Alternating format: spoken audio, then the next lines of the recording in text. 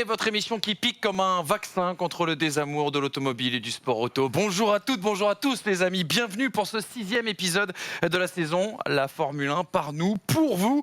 Notre rendez-vous bien sûr, votre rendez-vous surtout obligatoire. Après chaque week-end de Grand Prix sur les antennes, je vais y arriver, d'Autoplus Télé. Bien sûr, ça se passe le lundi. Et puis chaque mercredi sur YouTube, chaîne First Team Sport que vous plébiscitez bien sûr année après année. Autour de moi aujourd'hui, un trident absolument magique avec le H tout droit revenu de Séville, monsieur Hamza Ramani. Salut Hamza. Ça va? Ça va? T'as pris des couleurs mon gars hein? Ouais, bah, je suis parti du côté de Jerez de la Frontera. Ah. Et on m'a dit, tu connais ça, Brice Hermine?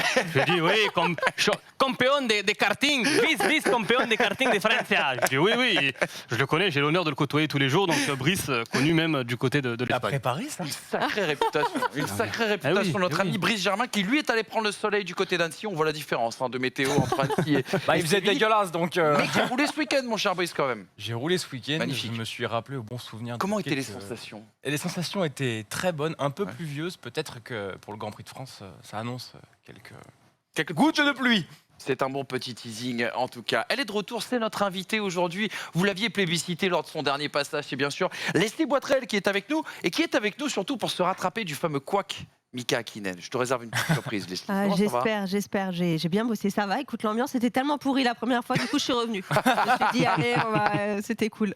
Alors je suis très content de t'avoir avec nous. Parce qu'en ce moment, on a des petits malins là, qui s'amusent à imiter les pistonnés. Dès qu'il y a un invité qui passe chez les pistonnés, hop, ils essayent de le reprendre.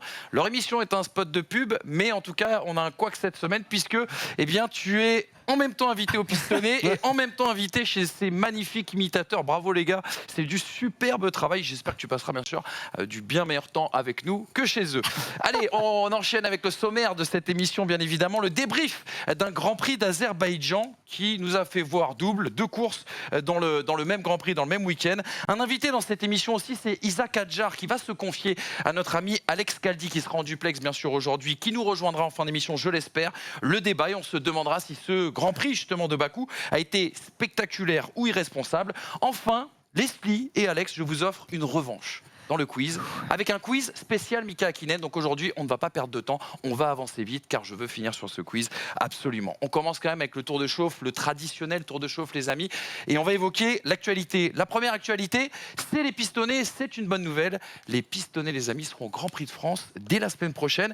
On nous a même fait ce joli cadeau. Regardez, magnifique, l'affiche du Grand Prix de France aux couleurs des pistonnés. Merci à notre ami Pierre Guyonnet pour ce magnifique cadeau. C'est un trophée, c'est notre bouclier de Brennus, on le disait ainsi. Les pistonnés, donc on espère qu'on se reverra du côté du Castellet, ce sera dans 15 jours, et qu'on pourra avoir l'occasion de venir à votre rencontre. Ça, c'était pour la partie bonne nouvelle.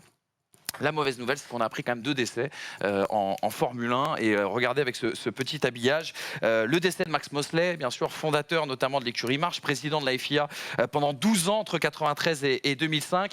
Et puis, c'est aussi, malheureusement, les parties fines déguisées en Asie. C'était les dernières lignes au palmarès, bien sûr, du grand Max Mosley. On a appris aussi également dimanche le décès de Mansour Odje, actionnaire depuis 40 ans de l'écurie McLaren, qui l'avait rejoint à l'époque avec TAG, à l'origine aussi de l'avenue des capitaux du Moyen-Orient et du plan de sauvetage l'an dernier. C'est une part de l'âme de McLaren qui s'est éteinte.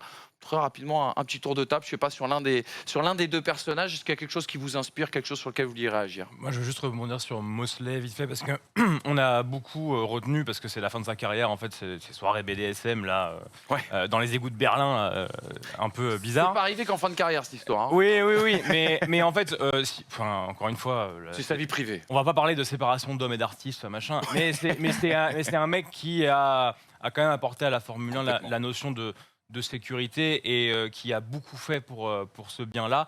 Il y aurait peut-être eu beaucoup plus de drames sans avoir ces apports-là, donc il fallait quand même remettre un petit peu l'église au milieu du village, notamment pour ces actions-là.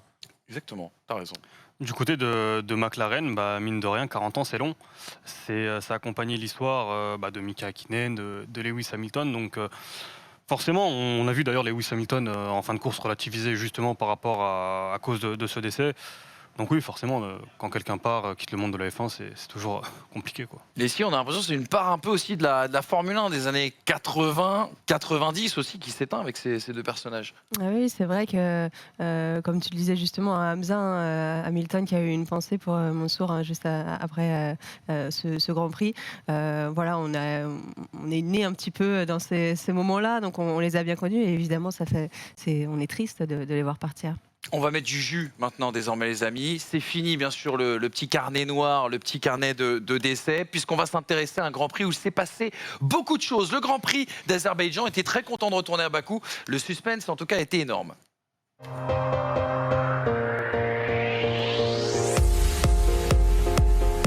Le Grand Prix d'Azerbaïdjan qui se tenait, je vous le disais, du côté de Bakou, j'ai cru qu'il fallait s'arrêter. 6e manche, bien sûr, du championnat du monde de Formule 1 2021, qui a vu la 2e victoire en carrière du Mexicain Sergio Pérez. Premier podium pour une Aston Martin, grâce à la 2e place de Vettel. Et aux joies, au cocorico, Pierre Gasly complète ce tiercé. À noter la 4e place du poleman Charles Leclerc et le top 6 de Fernando Alonso. La 7e place de Tsunoda, son meilleur résultat en carrière. Et enfin, un point qui va, je le sais, ravir et Leslie et Brice. C'est bien sur le point du Finlandais Kimi Raikkonen. Ceci nous emmène naturellement aux 4 enseignements de ce Grand Prix d'Azerbaïdjan. Vous allez le voir, le roi est mort, vive le roi. Voilà comment on le souhaitait sacraliser la victoire de Sergio Pérez, bien aidé par l'abandon de Max Verstappen. 0+0 égale la tête à Toto. C'est un petit peu le résumé d'un week-end cauchemardesque pour Mercedes. Aston Martin a enfin compris la F1. Une question, il est vrai, un brin provocatrice. Et puis Gasly, le Verstappen d'AlphaTauri,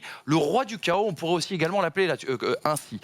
On commence justement avec Red Bull. Red Bull, le roi est mort. Vive le roi Sergio Pérez.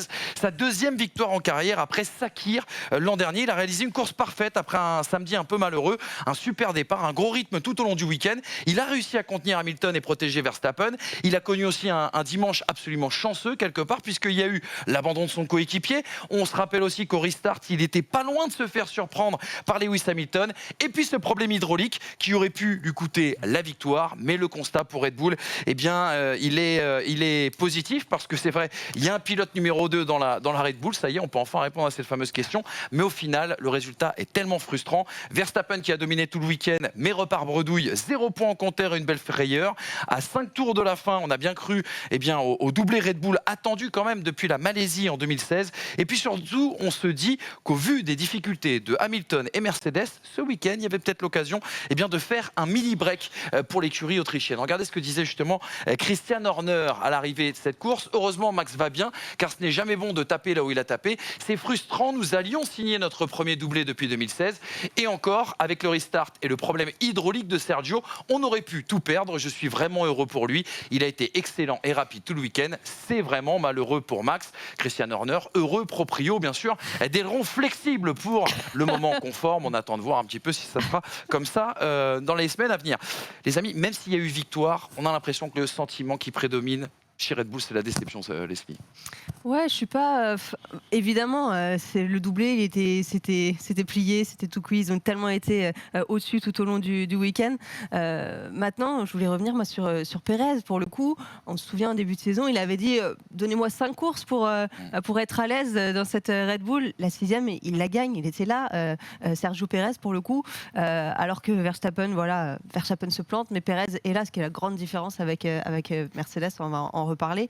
Ça a été un petit peu une succession de miracles. Moi, j'ai trouvé ce Grand Prix, c'était juste un miracle que Hamilton il se qualifie en 2e position vu où ils étaient tout le week-end. Un miracle que Verstappen ne se fasse pas mal, qu'il se fasse détrôner par Pérez alors qu'il a été aussi excellent tout au long du week-end. Et puis, il y avait juste une chance sur 1 million pour qu'Hamilton appuie sur un mauvais bouton et fasse tout droit au restart parce qu'il aurait certainement avalé Pérez. Donc c'est vrai qu'ils avaient la bonne stratégie, Red Bull. Je suis contente aussi de voir Pérez performer parce qu'on sait que Verstappen c'est le fils prodigue de Horner et de Marco. Dieu sait qu'ils lui mettent la pression d'ailleurs, Horner et Marco à Pérez.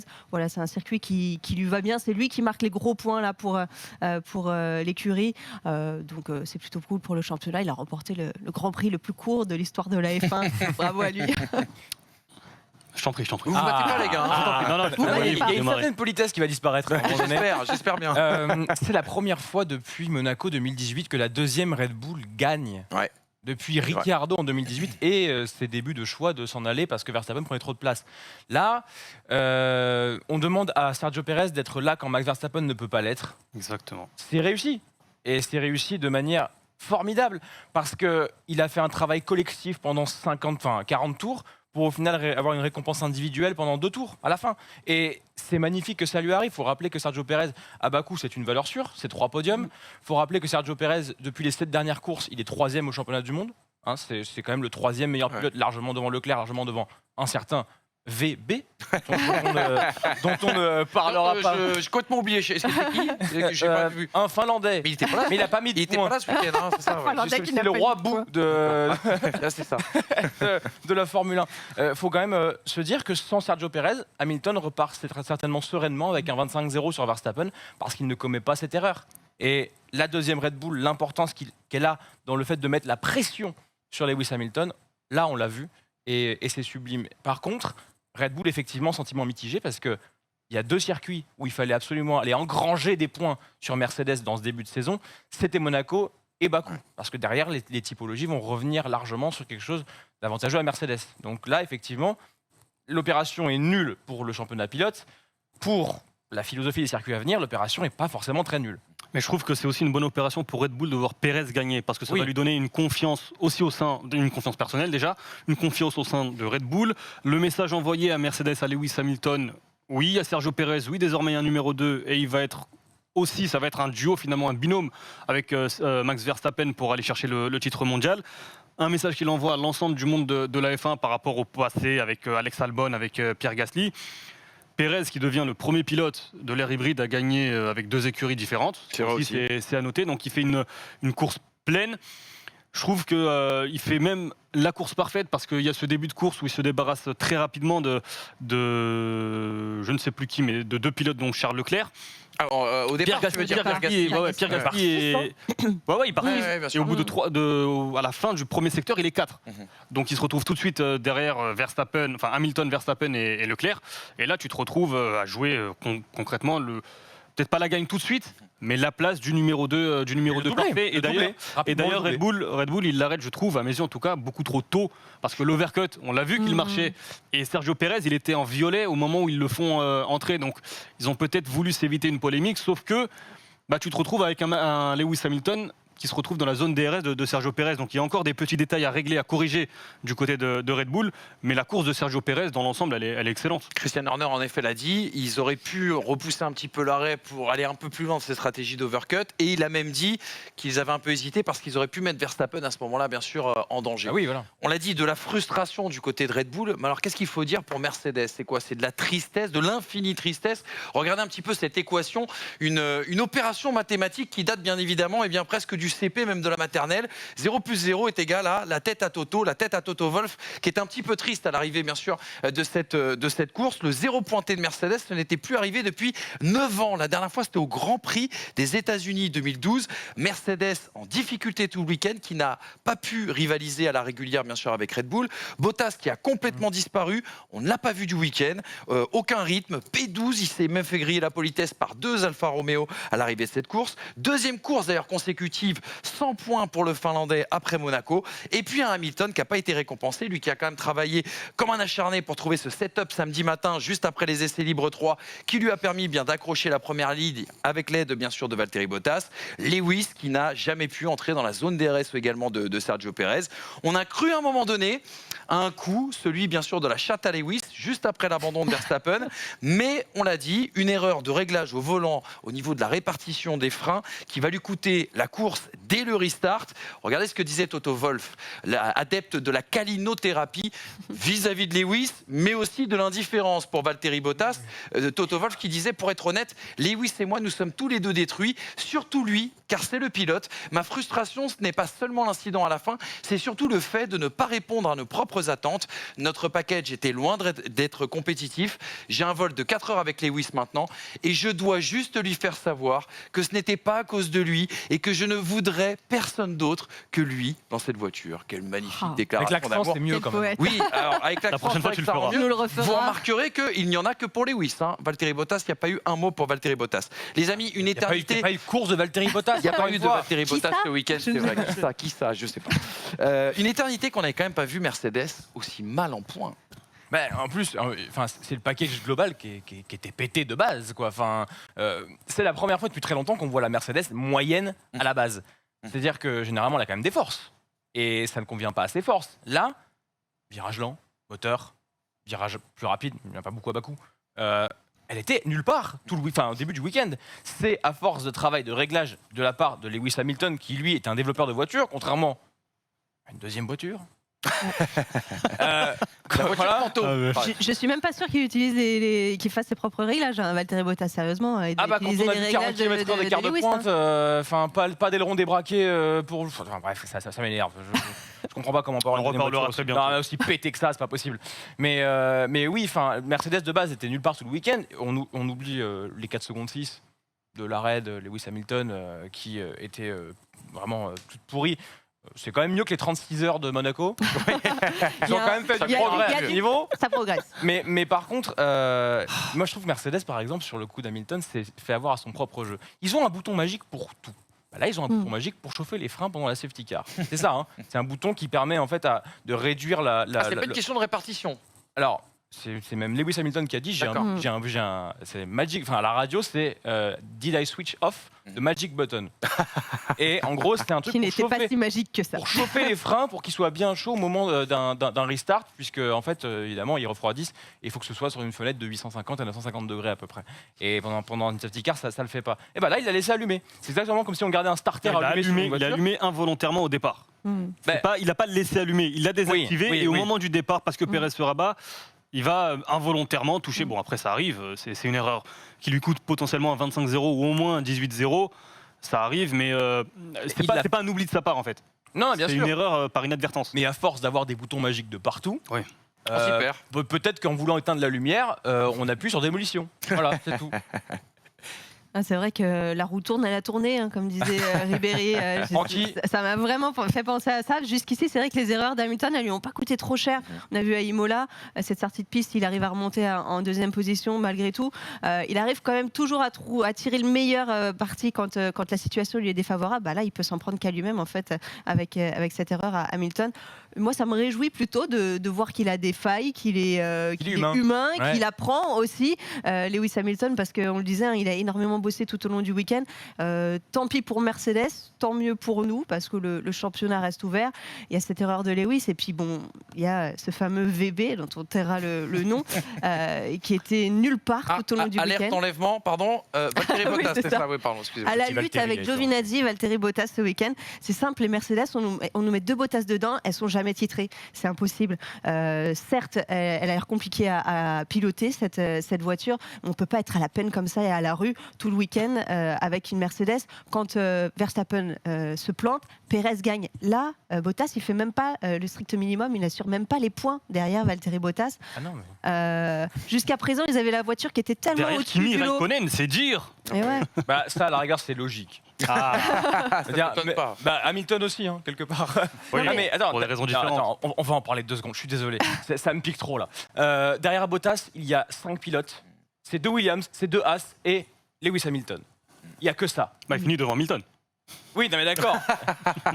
La lutte est-elle relancée mon cher Hamza Ramani? Non, attends. En 6 virages, il perd 4 places. 4 places. Au bout d'un moment, quand tu pilotes une Mercedes, tu ne peux pas ne pas inscrire ta voiture, tu ne peux pas avoir si peu de confiance, c'est pas possible. C'est la voiture championne du monde, t'as Giovinazzi qui passe à droite, Alonso qui passe à gauche, et il est là, au milieu, fait son train-train. Oh, enfin, t'es dans la voiture championne du monde, arrête de déconner. Il a pris 4 points de plus que le mec qui est le plus dans le mal cette saison, Daniel Ricciardo.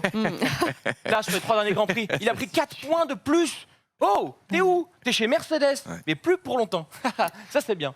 Ça sera sans doute d'ailleurs l'objet d'un prochain débat. Sur Mercedes, très rapidement, il y a eu ce vendredi très compliqué, mais je trouve presque que le dimanche, il est rassurant. Parce que Lewis Hamilton, comme d'habitude, avec le samedi qui est en rassurant. qualification, ouais, mais il a su trouver les réglages. Et on l'a dit, après Monaco, oui.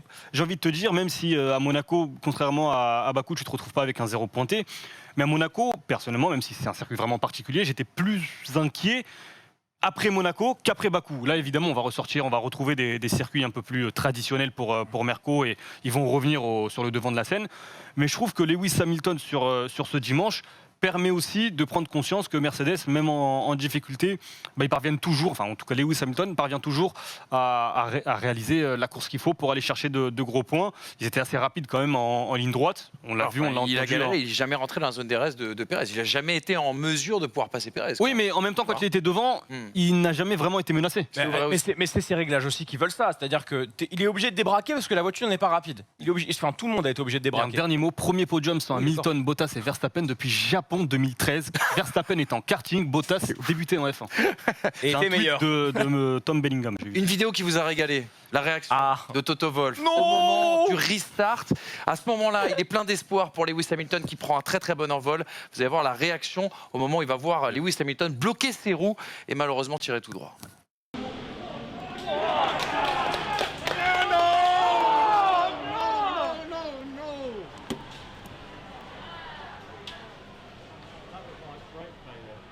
À chaque fois que je vois cette vidéo, je pense toujours à l'imitation de Toto Wolff by Brice Germain. Et en effet, je ne m'en lasserai jamais. On fonce, les amis, sur le 3e enseignement et le premier podium de l'histoire de la marque Aston Martin en Formule 1 grâce à un grand Sébastien Vettel.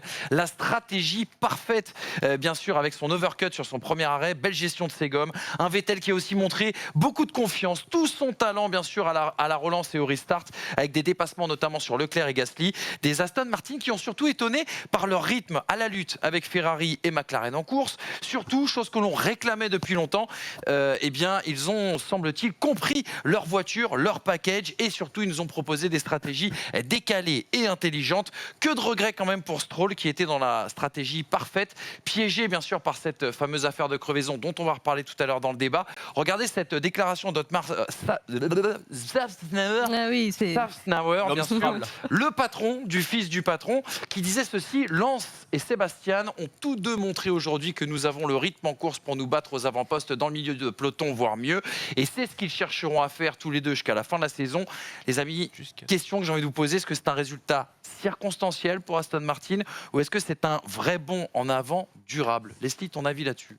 Voilà, Aston Martin comprend-elle enfin la F1 quand même?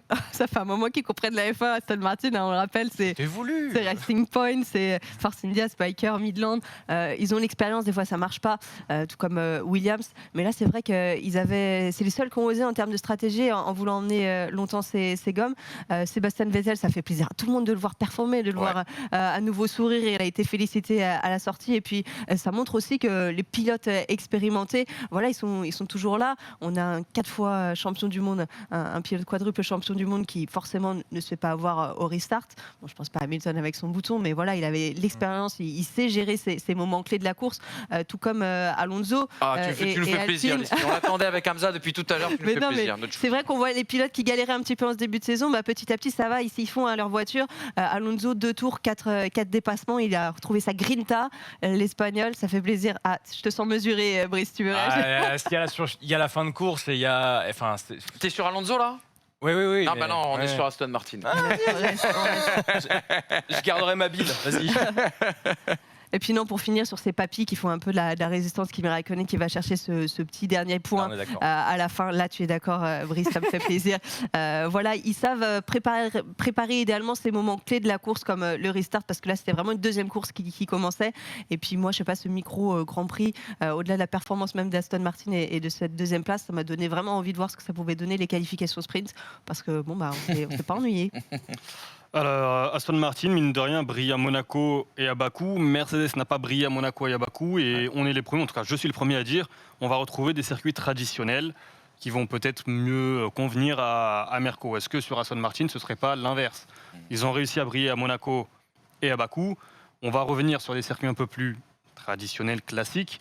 Là, j'attends quand même encore, avant d'avoir un avis un peu plus définitif, en tout cas sur Aston Martin. Après, sur Sébastien Vettel, tu le disais tout à l'heure sur Pérez, on le disait il y a 2 semaines d'être on demandait en tout cas, ou je demandais la patience avec Ricciardo, avec Alonso, avec Vettel, avec Perez, avec tous les nouveaux, avec Carlos Sainz, même si lui réalise un début de saison un peu plus prometteur. Voilà. Sébastien Vettel, mine de rien, il a demandé 5 courses. 5e course, il fait 5e à Monaco. 6e course, il fait 2e à Bakou. Donc il commence à trouver et à réussir à exploiter convenablement sa monoplace. Son premier relais, il est très intéressant, il est très important justement pour la suite de sa voiture parce qu'on a vu qu'avec des tendres usés, tu allais quand même encore plus vite qu'en étant seul, qu'avec des durs neufs dans le trafic. Donc il a aussi construit, c'était une gestion de course de la part d'Aston Martin. Je ne sais pas si on parlera de Stroll, mais lui aussi. Si je peux, c'est le moment.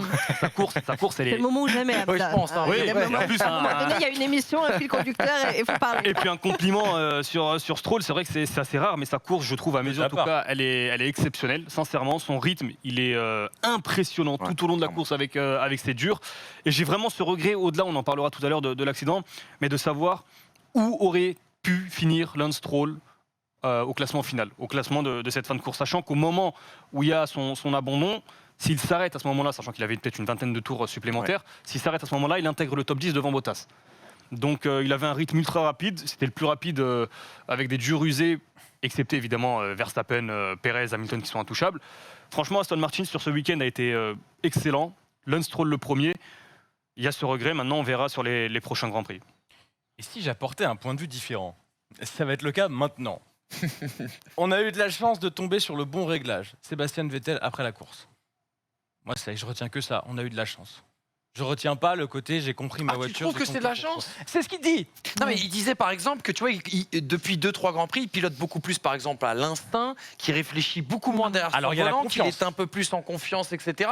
Est-ce que c'est pas là le terreau quand même? Il a plus confiance en cette voiture qu'il a eu confiance en la Ferrari parce qu'il a une voiture qui certes s'assoit au moment de la réaccélération, ce dont il a besoin, lui, pour installer un rythme en course. C'est son pilotage, c'est comme ça. Donc évidemment, il a beaucoup plus confiance en son matériel. En revanche, le réglage, il a beau avoir confiance en son matériel, Hamilton, il avait confiance en son matériel. Et au final, les EL1, les EL2, les EL3, il était nulle part. Là, il y a un bon réglage qui a été trouvé, sans pour autant comprendre pourquoi. C'est ça qu'a dit Sébastien Vettel. Ils ne savent pas encore pourquoi la Aston Martin a aussi bien fonctionné. Au sujet de Stroll, évidemment, quand tu pars derrière et que tu as une voiture qui est largement en dessous de sa performance, autant te dire que quand tu fais une stratégie de long relais sur le début, évidemment que tu vas remonter. Il ne s'était pas arrêté. Non. Au moment où il Oui, mais crache. s'il s'arrête, il ressort dans le top 10. Parce qu'il y a cette stratégie d'overcut qui va fonctionner à ce moment-là. Et ça marche. Et je suis d'accord, ça marche. Pour autant, est-ce que c'est sur Bakou avec cette chance de réglage pour Vettel, ce circuit-là et cette stratégie-là de Stroll qu'on va aller juger Aston Martin? Sachant Moi, que ce que je vois, c'est que donc vous êtes d'accord en fait? Est-ce que j'étais en train d'expliquer ça? Non, d'accord c'est avec que moi, alors que en la fait, promesse moi, c'était on va pas être d'accord. Je suis pas en train de dire qu'Aston Martin a réussi son coup. Je pense que Aston Martin a eu pas mal de chance sur ce coup-là, qu'ils ont beaucoup de chance d'avoir un pilote développeur avec Sébastien Vettel, un pilote qui a beaucoup plus d'expérience parce que je pense qu'il développe plus la voiture que Lance Stroll. Donc ça va prendre du temps, ça va se mettre en place. Là pour le moment, pour moi ce sont des surperformances à Monaco et Bakou parce qu'il y a eu un petit coup de chance, des très bonnes stratégies par contre, ça faut le noter. Mais derrière, sur les circuits à venir, je pense qu'ils vont retomber un peu plus bas. On va y évoquer maintenant désormais un grand cocorico pour le roi du chaos. C'est bien sûr Pierre Gasly qui monte pour la 3e fois de sa carrière sur la boîte, sur un podium. Il n'avait jamais fait P3, il avait fait P1, il avait fait P2, il n'avait jamais fait P3. Un podium surtout qui conclut un week-end absolument brillant et parfait. Lui qui a réalisé le meilleur temps bien sûr des essais libres 3, 4e des qualifications, meilleur résultat en carrière égalé après le Grand Prix d'Imola bien sûr de l'an dernier. Un 3e podium aussi également offert en 3 ans AlphaTauri. Ça c'est une immense performance.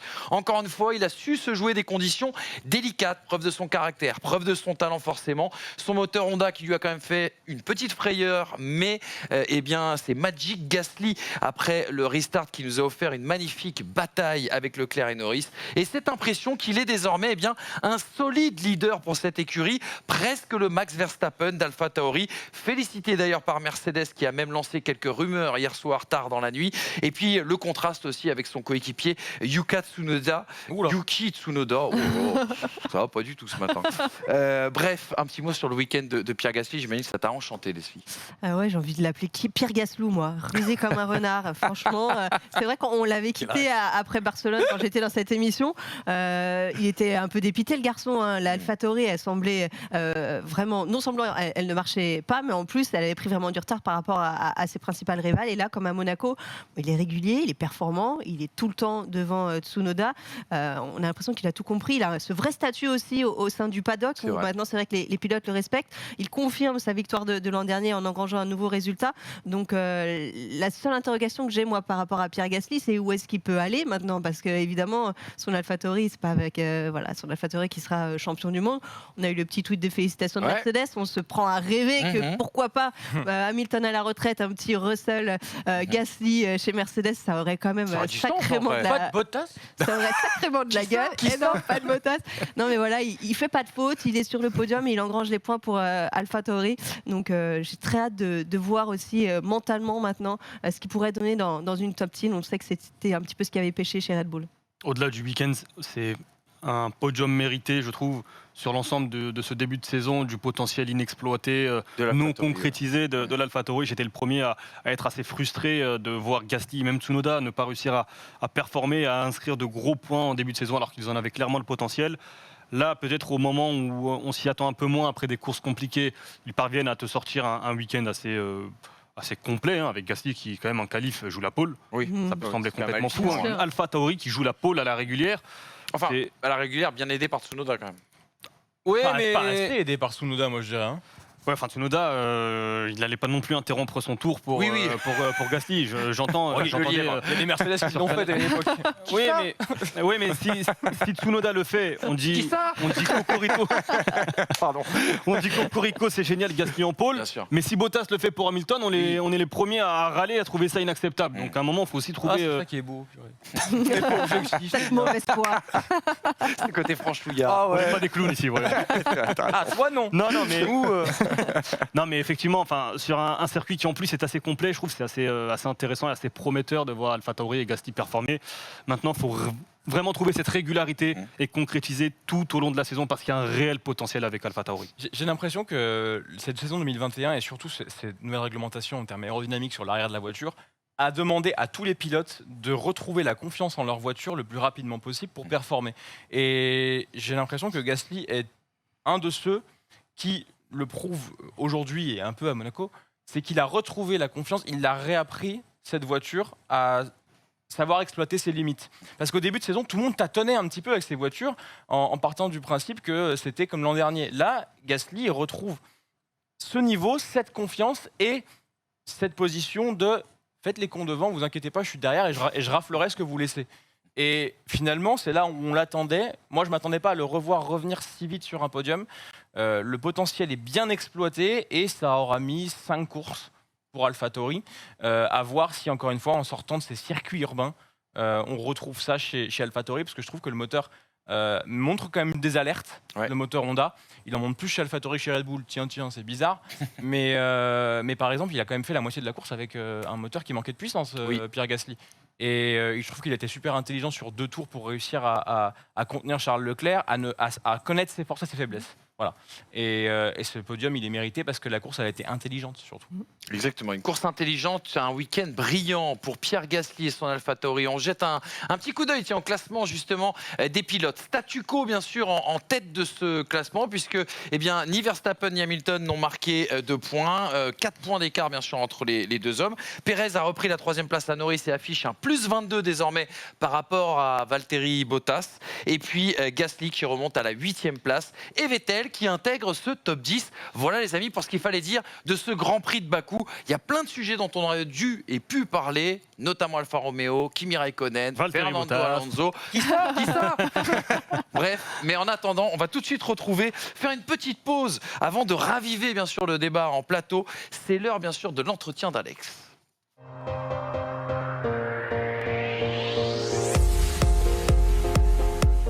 nouvelle séquence dans cette émission, désormais dans les pistonnés. Alex Caldi va partir à la rencontre d'invités issus du monde de l'automobile et du sport auto. On est parti à la rencontre cette semaine, vous le savez, d'Emilien Denner, le champion du monde de karting KZ2. Interview d'ailleurs à retrouver sur la chaîne, bien évidemment. Et pour poursuivre cette présentation des jeunes talents français, Alex est aujourd'hui avec notre pistonné du jour, Isaac Adjar, qui pilote en formule régionale by Alpine et surtout récent vainqueur du côté de Monaco. Salut Alex. Salut Manu, le premier entretien bien sûr dans ce nouveau format des pistonnés avec cette fois-ci un invité que l'on connaît bien tous bien sûr depuis un certain temps maintenant, depuis le début de cette saison, Isaac Adjar. Comment ça va Isaac ? Salut, ça va, super. Bah, merci de m'avoir invité, hein. Ça fait plaisir. Avec plaisir. Tu es aujourd'hui en FRECA, formule régionale by Alpine, si je me trompe pas, c'est en gros la F3 ça. Europe. Un début de saison magnifique, on va pas se le cacher, notamment avec une victoire à Monaco, on va y revenir. Dans la globalité, là c'est le début de saison, il est très très bon. Il est très bon. Ça, en étant rookie, on s'attend à un peu... moins de performance globalement et ouais, je suis très satisfait de mon début de saison. Ouais, c'est clair. Quand on regarde un peu le début de ta carrière, il a commencé très tôt ta carrière. Je crois que tu as commencé à l'âge de 7 ans, si je me trompe pas, pour ton premier karting. Comment t'es tombé dans le sport auto ? C'est pas compliqué, hein. C'est mon père, il regardait un peu la F1 et il faisait des petites courses de karts, des endurances, tu vois, et il m'accompagne, je venais avec lui sur les pistes et un jour il m'a mis dedans, je crois que c'était à l'âge de 5 ans, mais juste une fois. Après j'ai bien aimé et après à 7 ans il m'a acheté mon kart. Après franchement je suis tombé amoureux, quoi. Le monde du karting dans sa globalité est quand même assez unique.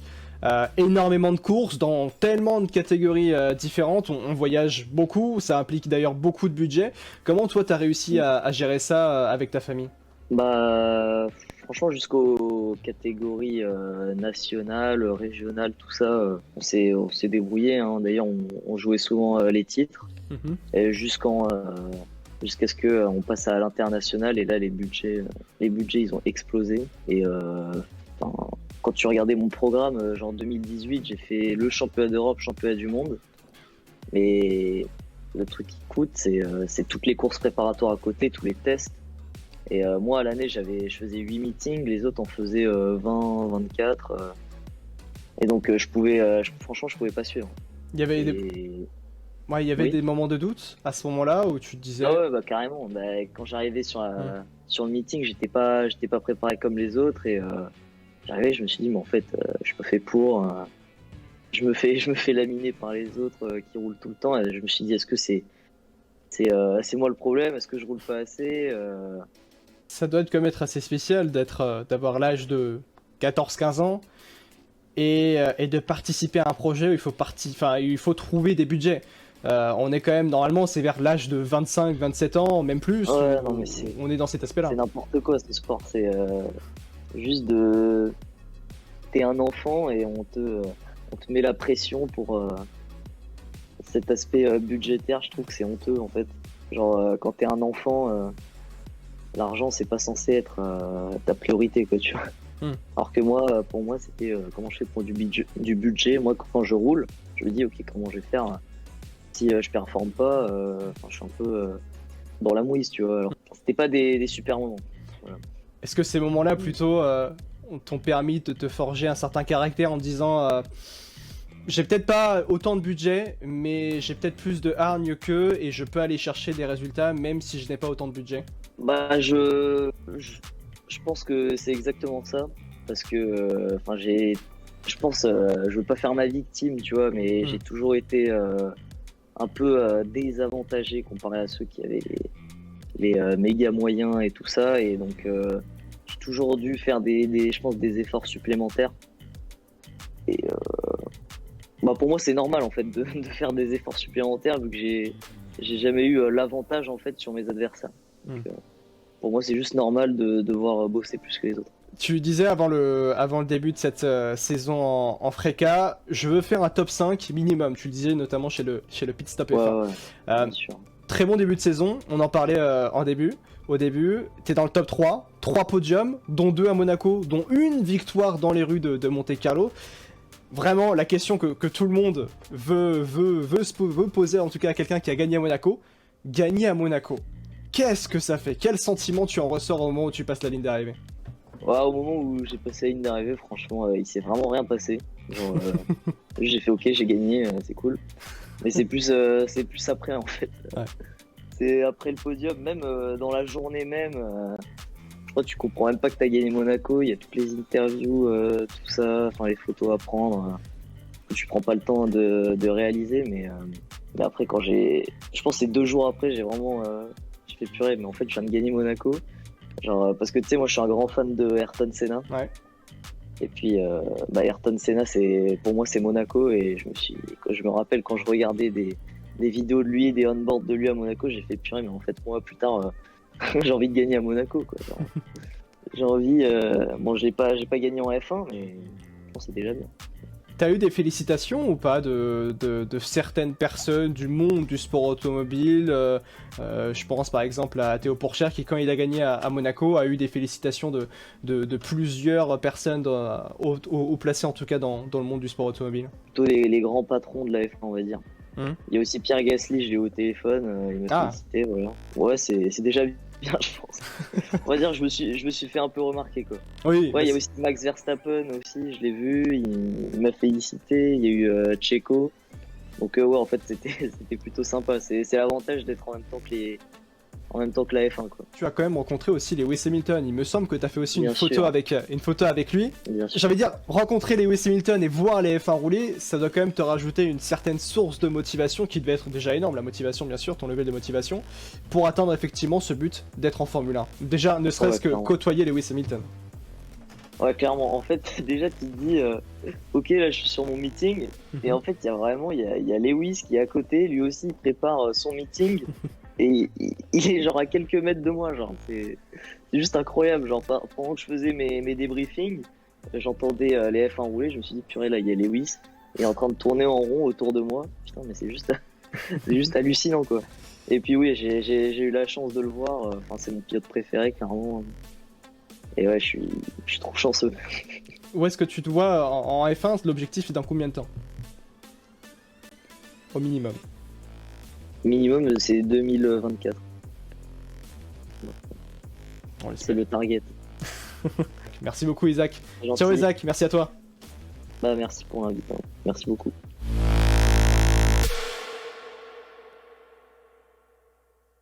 Merci beaucoup Alex Caldi, bien sûr, et son invité, Isaac Hadjar, à qui on souhaite énormément de bonnes choses. Et surtout, Isaac, t'es le bienvenu pour venir ici sur ce très très beau plateau. Belle ambiance Purple Sector du côté de chez Alex. Alex qui va nous rejoindre à la fin de cette émission parce qu'il a une revanche à prendre sur le quiz avec Leslie. Quiz spécial Mika Hakkinen.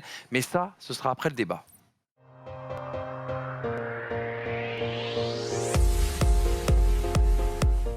Un débat. 3 questions aujourd'hui pour évoquer ce Grand Prix de Bakou 2021. Est-ce que ce Grand Prix a été spectaculaire ou est-ce que ce Grand Prix a été irresponsable? Regardez les 3 parties que je vous propose pour traiter dans cette émission. La partie sécurité avec le camouflet des crevaisons et j'espère qu'on aura un premier semblant d'explication, même si on n'aura pas d'officialisation bien sûr à l'heure où on parle. Le tracé de Bakou, est-ce un joyau de la F1 moderne? Et puis une 3e question du spectacle, mais à quel prix? Partons tout de suite sur l'avis bien sûr de la sécurité et la déclat de Mario Isola, l'homme qui doit rendre des comptes à tout un paddock, le patron bien sûr de Pirelli Competition, qui disait ceci: ce que j'ai recueilli jusqu'à présent, ne sont que des indications préliminaires. L'éclatement a été soudain, tant pour Lance que pour Max, sans aucun avertissement. De toute évidence, nous n'avons pas eu le temps de mener une enquête complète et nous devons renvoyer les pneus à Milan. Ce qui veut dire qu'on va prendre des pincettes aujourd'hui puisqu'on n'a pas d'explication, en tout cas définitive, à ce problème de crevaison. Plusieurs hypothèses quand même, et on les a listées bien évidemment. évidemment. Un quoique, plusieurs questions. Il y a la théorie du débris, c'est l'argument de Pirelli aujourd'hui, auquel Verstappen d'ailleurs a dit directement après la course qu'il ne croyait pas.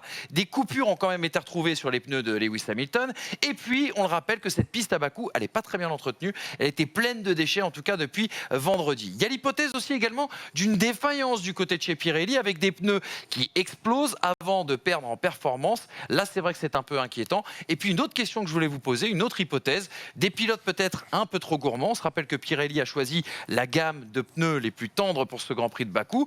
Est-ce que les écuries sont parties sur des réglages trop extrêmes ou est-ce que les pilotes ont trop attaqué sur ces gommes? Bref, quelle est l'hypothèse en tout cas qui retient le plus votre attention à tous les trois? On va commencer avec toi, Leslie. Ah bah moi, quand Pirelli nous dit vous faites 40 tours avec les pneus et que ça explose au bout de 30 tours, c'est qu'il y a un problème fondamental. On va peut-être remettre dans le contexte. Pirelli, ils ont alourdi la structure des pneus. Du coup, les voitures ont moins de chances de se dépasser désormais au nom justement de cette fiabilité des pneus. Ensuite, ils demandent un changement de réglementation aérodynamique. Là, ils préconisent des pressions maximum le vendredi. Entre le samedi et le dimanche, ça change. Et finalement, on a des explosions le dimanche. Donc c'est bien qu'il y a un souci au niveau de Pirelli et je me mets dans la tête des pilotes, comment donner le maximum quand tu sais que potentiellement ça peut exploser à tout moment, comment être en confiance avec tout ça. S'il n'y a pas le drapeau rouge là, clairement je me dis que la FIA, si elle arrête tout le monde, c'est qu'elle se dit ça peut faire vraiment tâche si ça continue à exploser, parce qu'on en a déjà eu 2, on a de la chance, Verstappen et Stroll, que ce soit pas grave en plus, parce que sinon là ce serait encore un autre débat. Je lisais un article là, comment Pirelli se prépare au défi de 2022, va déjà falloir bosser sur 2021 parce que là, c'est pas gagné. C'est incompréhensible et oui, ça semble idiot de le dire, mais c'est inacceptable en vrai qu'un pilote à 350 km/h, il se crache parce que son pneu explose. Ça semble fou, c'est pas la première fois avec Pirelli. Là, tu te retrouves dans une situation où, Dieu merci, il n'y a rien, mais si Verstappen, au lieu de taper à droite, il tape à gauche, il tape le muret des stands. Et là, c'est grave. Et là, c'est peut-être un autre scénario pour Max Verstappen. Alors, je veux bien qu'on parle des débris éventuels sur la piste. On n'a pas les résultats, on attend la conclusion. Bien sûr. Forcément, on va attendre l'enquête de Pirelli et peut-être effectivement qu'il y a une histoire de débris. Mais quand Red Bull te dit on n'a pas eu d'alerte, on n'a eu aucune vibration, il n'y a rien sur la télémétrie qui indiquait une fébrilité de ton pneumatique, c'est qu'il y a quand même un problème. Le problème, il est quelque part avec le pneu. Pirelli va nous dire, de toute façon ils sont obligés de dire la vérité, ils ne peuvent pas camoufler l'affaire, on parle quand même de sécurité. De la même manière, Red Bull dit quand même, alors que Pérez est en tête et que tu peux éventuellement terminer sous safety car, message à la FIA, à la direction de course, il faut arrêter la course pour que tout le monde change de pneu parce qu'on n'a eu aucun warning. Donc à partir du moment où on parle de sécurité, ça devient l'affaire de tous et il y aura une enquête sérieuse et j'attends, on ne peut pas vraiment se prononcer, enfin moi j'attends quand même les conclusions de Pirelli. Et puis ce qui est fou, c'est qu'on a l'impression que personne bosse ensemble, que ce soit la FIA, l'organisation du circuit et Pirelli. Si on estime chez Pirelli, en faisant peut-être un tour de piste avant le week-end, je sais pas, que les vibreurs sont dangereux pour les monoplaces, si on estime que la piste est trop sale, putain, dites-le. Arrêtez de nous prendre pour des jambons à la Isola en mode oui mais il y avait des débris donc du coup c'est pas notre faute ou quoi machin. Enfin c'est bon, c'est ce que ça fait une crevaison. Normalement une crevaison quand le pneu il est à haute vitesse, l'air ne sort pas. C'est un problème de force centrifuge. On le sait. Enfin, arrêtez de nous prendre pour des cons. Bossez ensemble. Si la piste elle a un problème, voyez-le avant. Mais là, le souci réel, c'est qu'il y a quand même la vie de 20 mecs en jeu dans l'histoire. Et que l'explosion d'un pneu... Alors, ok, en ligne droite, c'est presque moins dangereux parce qu'effectivement, il va aller taper de côté ou quoi. Je vous rappelle qu'il y a un Sébastien Vettel à Spa, il y a quelques années, qui, si ça lui arrive un tour plus tard ou un tour plus tôt, ça peut être dramatique. Ça lui arrive en haut de l'eau rouge. Peut-être que 200 mètres avant, si c'est dans la montée, il se crache en haut de l'eau rouge. Et Dieu sait que c'est dangereux d'être là-bas. Donc, il va falloir travailler ensemble au bout d'un moment. Pirelli peut pas faire ce qu'il veut. Pirelli peut pas arriver avec des consignes. Et puis des consignes, genre 80% de fiabilité, quoi. C'est-à-dire que si ça pète, ça pète. Quoi. Non, c'est 100%. Il faut qu'on rappelle que voilà, c'est pas possible. Le fameux pneu dur qui explose sur la voiture de Stroll, l'indication c'est qu'il peut tenir 40 tours et en définitive il n'en fait que 30. Et Verstappen, c'est la même chose. Hein. Ouais, exactement. Et c'est, il 33-29, je crois. 23 tours pour Verstappen, 29 pour Stroll. Pour Stroll, exactement. Et puis on nous dit oui, mais Lewis Hamilton avait une coupure. Une coupure, elle n'a pas crevé. Enfin, je veux dire. Ouais, mais peut-être que le tour suivant, il crève. Là aussi, c'est pour ça pourquoi il faut quand même attendre les résultats. Oui, bien sûr. Oui, être- je suis d'accord. Ils te disent une coupure de Mais 60-70 Mais mm sur le tour Quand tu vois la sur le réaction de pneu. Verstappen à la sortie qui dit déjà oui, ils vont nous sortir l'excuse du débris, c'est que voilà, Mais il y ils a aussi savaient la très bien qu'ils frustration. allaient. Il y a aussi la frustration Bien de sûr. celui qui perd 25 points. Bien sûr, mais ils s'attendaient à ce que voilà, il y ait des explications un peu floues qui soient données sans qu'on ait Mais vraiment en même temps, d'explications. je veux pas défendre Pirelli à tout prix, mais à ce moment-là, il faut se mettre à la place de Pirelli. On peut pas venir devant les caméras 2 heures ou 3 heures ou 1 heure ou 5 heures après l'événement et te dire c'est ça. Non, il y a forcément C'est une un petit enquête. peu ce qu'ils ont fait quand même hier. hein. Hier, Oui, ils sont arrivés tôt. Hein. Hier, T'as des analyses préliminaires. Isola dit, sur le crash de Verstappen, on peut quand même imaginer qu'il y a de grandes chances que ce soit un débris de Stroll qui ait provoqué une crevaison. Enfin, tu vois, Et ils ont quand même tiré des conclusions. il n'a pas d'explication sur Stroll. Exactement. Donc, arrive pas avec une explication Non, mais c'est bancale ça. pour l'un et C'est c'est rien ça que pour c'est l'autre. un peu Enfin, bancal. C'est un peu bancal. Et trouver un pneu qui a une structure où au moment où on arrive à la corde, il y a une protection, il y a un peu plus de Kevlar, il y a quelque chose. Arrive pas avec des pneus qui, au final, dès qu'ils sont usés, ont une réelle faiblesse qui mettent en danger des gens. Non, mais un pneu, quoi qu'il arrive, il peut pas exploser. Il chute en performance, tu perds Mais oui, 30 crevaison- secondes au crevaison tour, si lente, tu veux, si tu veux, crevaison mais- lente. Mais tu peux pas te dire, c'est inconcevable qu'un pilote monte dans sa voiture, fasse 10, 20, 30 ou 50 tours et ne sache pas s'il va passer le prochain virage ou s'il va pouvoir prendre le prochain virage. C'est inconcevable. C'est quand même fou qu'un truc tel un moteur, qui est un truc qu'on met à feu, hein, un moteur, il y a du feu dedans et il y a une combustion dedans, ce soit plus fiable et moins dangereux pour un pilote des gommes. que du caoutchouc. Mm. Non, mais c'est pas déconner. Donc du caoutchouc, du Kevlar, une armature, ce que vous voulez. Mais aujourd'hui, c'est pas possible de pas avoir au moins une sécurisation sur la structure parce que, enfin.